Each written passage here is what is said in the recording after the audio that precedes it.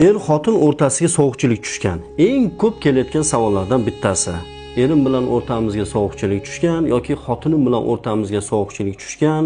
Munosabatlarimiz yomonlashyapti, nimaga yashayotganligimizni bilmaymiz, ajrashsakmikan yoki bizga sehr qilindimikan deb juda ko'p savollar kelmoqda. Hurmatli er-xotinlar, agar mana shu muammo sizlarni ham qiynayotgan bo'lsa, unda diqqat bilan eshiting. Men sizga er-xotin o'rtasiga sovuqchilik tushishiga sabab bo'ladigan 4 ta narsani aytaman va buning yechimini ham aytib o'taman. Birinchisi, ichki oilaviy uchinchi shaxslarning aralashuvi. Ya'ni erning ota-onasi yoki xotinning ota-onasi, qaynana, qaynota, qaynopa, qaynsingillar va shunga o'xshash qarindoshlar eng ko'p ajrimga olib borayotgan sabablardan bittasi. Ikkinchisi, er yoki xotin tomonidan xiyonatga qo'l urilishi.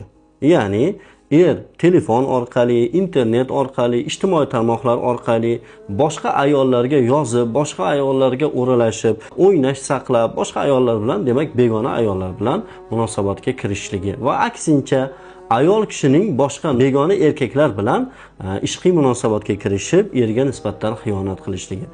Uchinchisi, er va xotinning bir-birini oldidagi vazifa va burchlarini bilmasligi. Aksariyat oilalarda er xotini oldidagi vazifa burchlarini bilmaydi, xotin eri oldidagi vazifa burchlarini bilmaydi. Va nihoyat to'rtinchisi, er va xotin o'rtasida muhabbatning kamayishi. Ya'ni er ham xotin ham shunchaki endi erimda, endi xotinimda deb yurib, umumiy suhbatlashmasdan, gaplashmasdan, bir-birini dardini tinglamasdan, his qilmasdan, bir-biriga qalbini ochmasdan yashashligi natijasida o'rtada sovuqchilik paydo bo'ladi. Xo'p, bu muammolar bizda bor. Buni yechimini ayting deydiganlar uchun men sizlarga ikkita yechimini aytaman.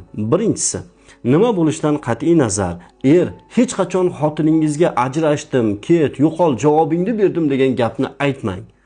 Xotin, siz ham ayollar eringizdan ha deganda javobingizni so'rab ajrashaman, ketaman degan gapni aytavermang. Ikkinchi yechimi bu Hasson Shamsiy podshoning Oqshom go'zalliklari degan kitobni olasiz. Bu shunchaki kitob emas, shunchaki nomi Oqshom go'zalliklari emas.